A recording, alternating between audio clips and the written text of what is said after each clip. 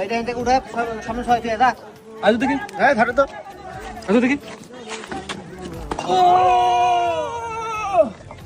ভাই পার না তো ভাই, তোরা তো সম্ভব না।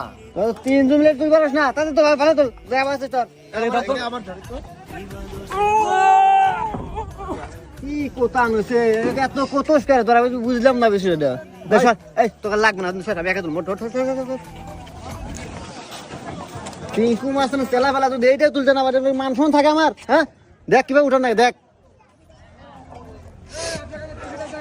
আমি একাই তুলবো এটা। দেখা যাক তিন কতগুলো কথা।